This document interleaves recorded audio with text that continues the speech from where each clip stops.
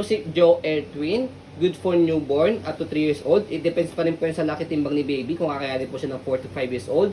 Nahihiga po siya. Okay, wala po siyang faded, wala po siyang discoloration, wala po siyang big issue. Okay? And then compact po yung folding po niya. Ayan. So magkatabi po sila ni baby. Okay? So good for twin po talaga siya. So ito po yung details po natin. Unahin natin sa canopy. Ayan, black na black po yung color. Ayan. Yan din po sa kabila.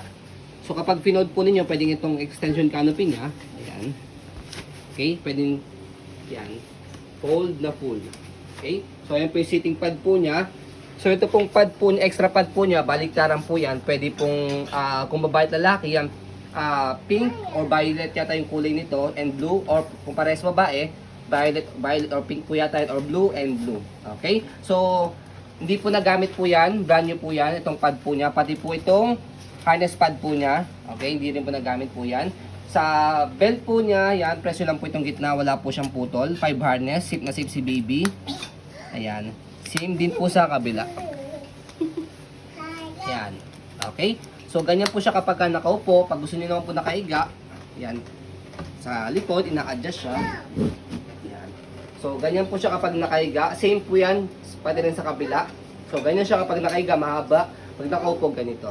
Okay, adjustable po yung leg rest. Pag nakaupo, press nyo lang po dito sa ilalim. Yan. Okay, para yung paa po niya nandito sa footrest. Okay, pag nakaiga, ayan, nakaangat. So, kapag iangat yung leg rest, angat nyo lang ganyan. Okay, so ito po yung kanyang front handle. Okay, so meron siyang button dito. Click nyo lang po yan. Kahit isa lang po pag ilalagay nyo si baby. Yan. Okay, so pwede rin naman dalawa. Yan. So, madali lang naman siya ikabit simula sa taas. Yan, pababa. Yan. Okay? So, regarding naman po sa kanyang footrest, ayan po yung footrest niya. Okay? So, minimal lang yung kanyang scratch. Yung gulong, ayan. Hindi siya pudpod. Okay? Pwede pa rin po sa maselan. Ayan. Wala. Okay? So, easy to maneuver po siya. Nag-swivel. Baba muna natin. Ayan. Okay? So, kung gusto nyo pong one way lang, ito, angat nyo lang po siya. Ang purpose po niya para easy to maneuver. Yan. Ay, ang purpose po niya pag i-hail si baby. Yan. Hindi po siya mag-swivel. Okay? Next po, body frame po sa left side. Yan po yung details. Ayan. Wala naman siyang silver scratch. Silver scratch mean yung pinakamalalim na uka na scratch. Okay? So, ayan po yung gulong po niya sa likod. Naka-cable po yan. So, hindi rin siya pudpod. Madumi lang. Yan. Pupunasan na lang namin yan. Kasi, dinemo namin yan. Okay? Pero hindi po yan pudpod. So, naka-cable siya para at least kung i-stop po ninyo, connected na po yan sa kabilang gulong. Ayan. Okay? Angat lang po ito para mag-go. So, ayan po yung likod po niya. Ayan. So, pagka i-adjust nyo po siya, ito, pagka gusto nyo i-gap, press nyo po ito and then pull down. Okay? So, pag pag semi-recline kalahati, pagka fully recline dito sagad po siya. Pagka naman po iupo po ninyo, hawakin nyo dito, tapos press, tapos hatakin nyo po ito. Ayan. Ang paangat. Ayan. Okay? So, basket po niya, ayan. Malaki. Marami kayong mailalagay.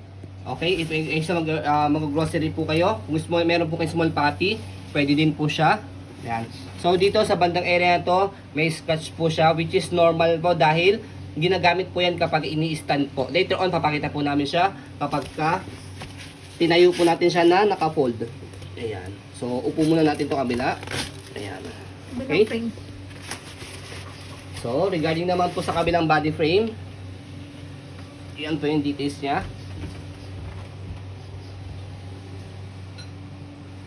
Yan. So, detail na detail po yan. Okay. Wala pong filter po yan. So, regarding naman po sa handle po niya, ayan. Okay na okay din yung handle niya. Wala po yung issue. Ayan. Okay? So, i-testing po muna natin, i-maneuver muna natin. Ayan, para makita po ninyo na wala po siyang issue. Ayan. Medyo masikip lang. Ayan. Okay? Okay? So, kapag pinod po natin sa handle, meron po kayong slide dito and then press para lumubog siya. Kasi pag hindi nyo ni-slide to, nakalock siya. Okay? So, madali lang siya i-open sa kayo fold dahil sa hassle. Slide, press, tapos paangat. And then baba. Alalay lang po dito sa front handle and then tupi. Yan. So, automatic na tutupi siya kapag na-fold yun ng ganyan. Ayan. Nalalak. So, can stand alone. Ayun nyo lang siya mabuti. Yan. Okay? So, kapag ka naman po inopen siya, same procedure, slide press, tapos slide press. Yan. And then buka. So, make it sure na kapag in-slide press nyo siya, kung matigas pa siya, kailangan naka-compact muna siya.